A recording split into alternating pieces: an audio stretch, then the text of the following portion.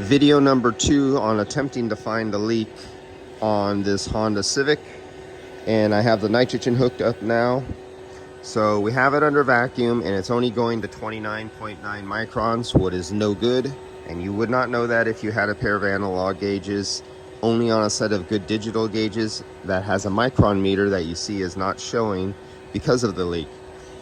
So let's see if it's my suspected Honda front shaft seal that's a pattern problem, or the new condenser and the technician has a leak in his O-ring. So I have the nitrogen open. I have broken gauges, so it looks like I have 1,000 PSI on the low side, but it's not. And let's turn off the vacuum source.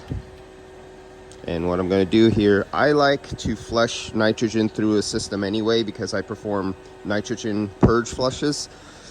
Let's turn off the low side. I want the nitrogen to go in its normal pattern of through the high side. I want to pressurize the high side and then have that pressure bleed over through the expansion valve to the low side like the normal path of refrigerant. So low side is closed.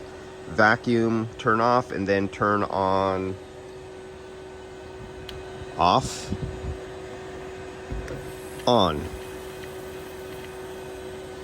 And so it's pumping up the high side. There you go.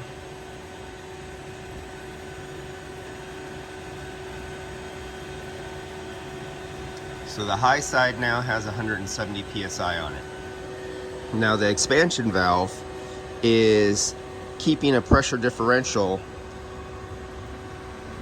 and you notice it's not bleeding off over there. I got so much noise, I got a streetcar going by out there. I can't hear if there's leaks, and the shop has some leaks in their air hoses and I can't hear that. Okay, so now I'm going to bleed by a little bit of pressure and equalize the low side too. And I'm going to slowly let that bleed up to the same pressure.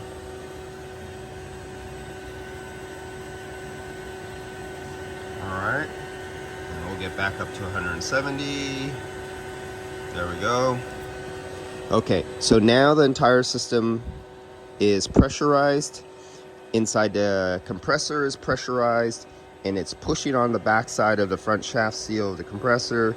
Now we're going to find out in this method. There's another method. The other method is using refrigerant, starting the car, rotating the shaft, and seating it.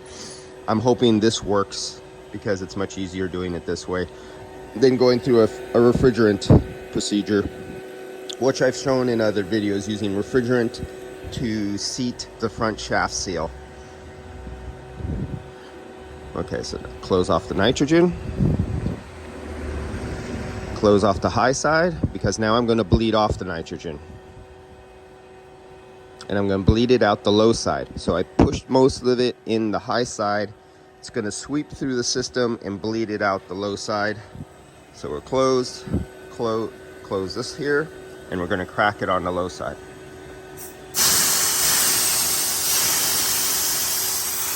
So you can see the pressure. Low side is going down.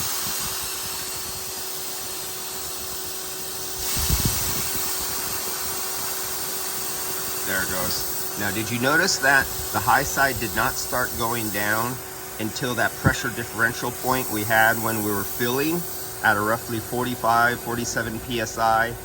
Until it got below that, the differential wouldn't let it bleed over.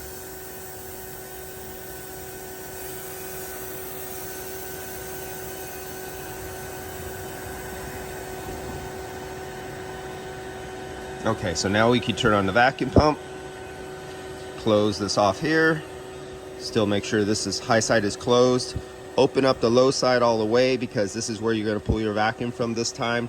The normal flow through the low side, not both sides. This is just something I do. This is called a nitrogen sweep. Helps remove moisture at the same time. And there you go.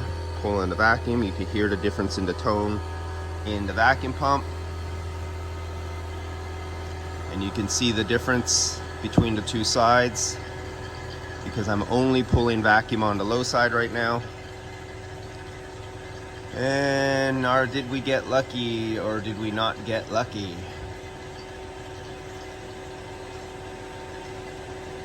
No, we did not. Oh, I'm gonna have to do this one the long way, which uses refrigerant.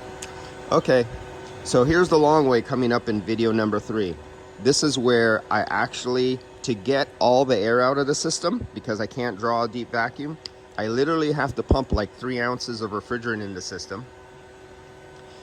After this vacuation where I only could get down to 29, run the car for a minute, that spins the shaft, pushes oil up on the shaft seal, and then sometimes it works.